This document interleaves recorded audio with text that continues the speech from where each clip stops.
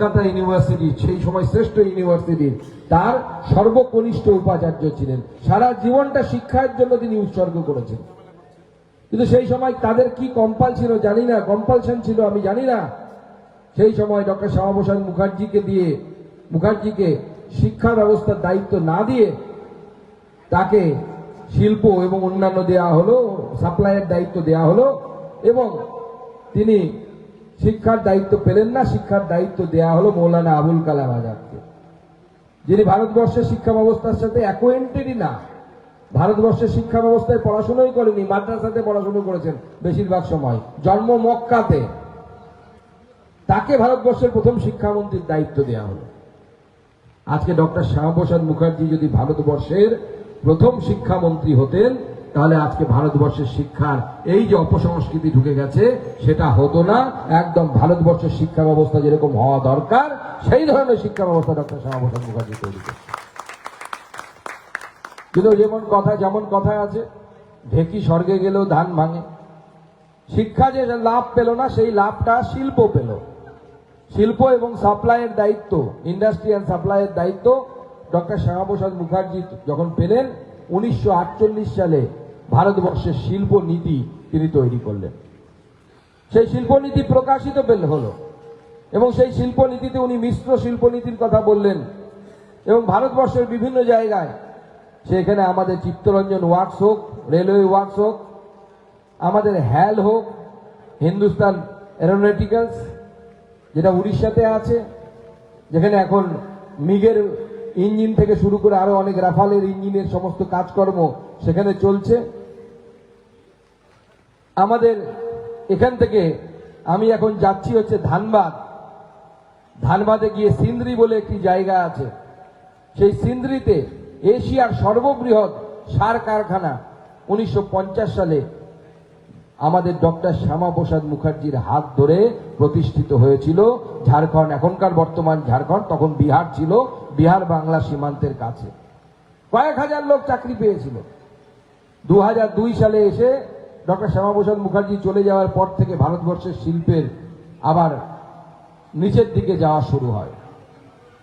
তারপরে 2002 সালে বন্ধ হয়ে যায় সিন্দ্রির সেই কারখানা। আবার নরেন্দ্র মোদী এসে 9,000 কোটি টাকা দিয়ে সেই কারখানাকে আবার পুনরুজ্জীবিত করে সেখানে নিম কোটের ইউরিয়া তৈরির কাজ চলছে। আমি এখন এখান থেকে বেরিয়ে সেইখানে যাব। সেখানে আমাদের প্রোগ্রাম অনুষ্ঠান আছে, যেখানে ডক্টর শ্যামাপ্রসাদ মুখার্জিকে স্মরণ করা হবে, যে একটা ধানবাদের কাছে গ্রামীণ অঞ্চলে তিনি একটা শিল্প সম্ভাবনা তৈরি করেছিলেন, যার মধ্য দিয়ে আশেপাশের এলাকার আর্থসামাজিক উন্নতি হয়েছিল।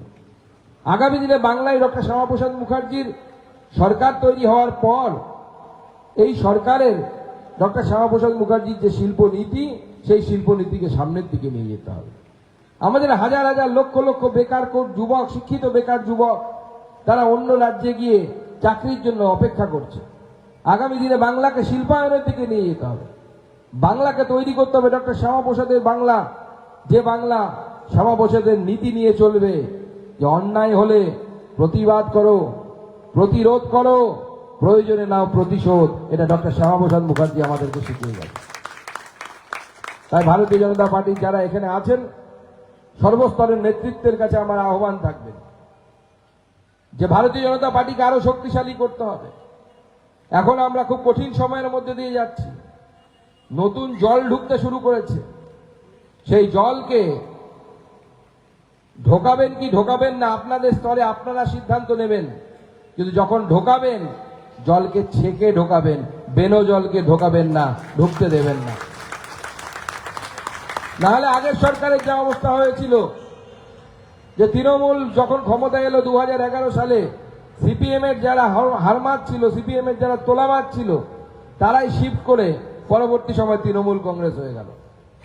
এখন তারাই যদি আবার বিজেপিতে আসে, তাহলে বিজেপি, শ্যামাপ্রসাদের বিজেপি আর থাকবে না।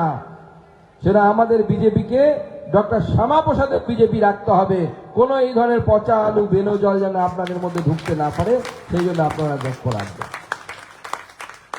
এবং তার সাথে সাথে আমাদেরকে গণতন্ত্রকে রক্ষা করতে হবে, যে গণতন্ত্র পশ্চিমবঙ্গে ঠিকমতো রক্ষিত হয়নি দিনের পর দিন। আমরা আইন নিজের হাতে তুলে নেব না, আইনকে আইনের কাজ করতে দেব। তার মানে অপরাধীরা ছাড়া পেয়ে যাবে, এটাও হবে না। যারা সে সময় মেরেছিল রামকৃষ্ণকে তাদেরও উপযুক্ত শাস্তির ব্যবস্থা করতে হবে, সেই জন্য আমাদেরকে লড়াই করতে হবে। তাতে বাধা আসতে পারে, হয়তো দেখবেন তাদের অনেকেই হয়তো সবুজ জার্সি খুলে ফেলে গেরুয়া জার্সি পরে নিয়েছে এই কদিনে, তো বাধা আসতে পারে। তাতে সেই বাধাকে অতিক্রম করে আমাদেরকে সত্য প্রতিষ্ঠা করতে হবে, এবং তবেই ডক্টর শ্যামাপ্রসাদ মুখার্জির স্বপ্ন সফল হবে। এবং ডক্টর শ্যামাপ্রসাদ মুখার্জির এই ভূমিতে ভারতীয় জনতা পার্টি 10 বছর 15 বছর বা 5 বছর রাজত্ব করার জন্য আসেনি। আগামী 50 বছর এই শ্যামাপ্রসাদের মাটিতে ভারতীয় জনতা পার্টির সরকারকে আমাদেরকে রাখতে হবে।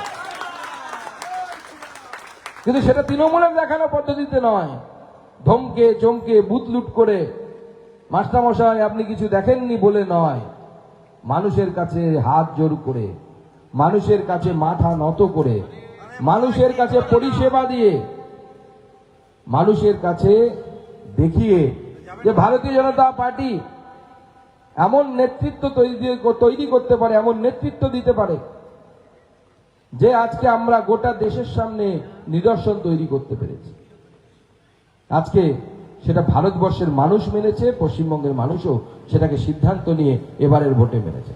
আজকে মাননীয় প্রধানমন্ত্রী নরেন্দ্র মোদীকে দেখুন, আমরা এখানে যেমন এক একজন নেতা মন্ত্রী সব দেখতে পাচ্ছি, কেউ বলছে 1000 কোটি টাকার মালিক, কেউ বলছে 1300 কোটি টাকার মালিক, কেউ বলছে 1200 কোটি টাকার মালিক, কে যে কত হাজার কোটি টাকার মালিক আমরা বুঝতে পারছি না। তার ভাই ভাতিজা ভাইপো কেউ বাদ নেই, ছেলে মেয়ে।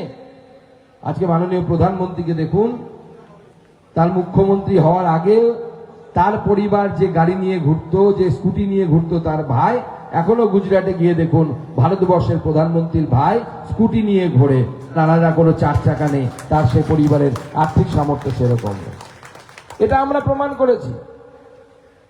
আমরা দেখেছি যে যোগী আদিত্যনাথ আমাদের মাননীয় মুখ্যমন্ত্রী তার নিজের বোন, মায়ের পেটের বোন, উত্তরাখণ্ডে রাস্তার ধারে একটা চায়ের দোকান চালায়। ভাবতে পারেন, ভারতবর্ষের অন্যতম বৃহত্তম যে একটি রাজ্য, সেই রাজ্যের মুখ্যমন্ত্রী যিনি ডিফেন্স করিডর তৈরি করছেন, ব্রহ্মোস মিসাইল তৈরির কারখানা তৈরি করছেন, তার নিজের বোন বা দিদি যাই বলুন না কেন, সে উত্তরাখণ্ডে রাস্তার ধারে একটা চায়ের দোকান চালায়। আমরা ভারতবর্ষকে এই ধরনের নিদর্শন তৈরি করে দিয়েছি, কিন্তু সেটা কি শুধু নরেন্দ্র মোদীজি আর যোগীজি, অমিত শাহজি এরা করবেন, নাকি আমাদের মধ্যেও সেটা আনতে হবে? আমাদেরকেও আমাদের জীবনধারার কোনো পরিবর্তন যেন জনগণের সামনে, জনগণ যেন দেখতে পায় যে সুকান্ত মজুমদার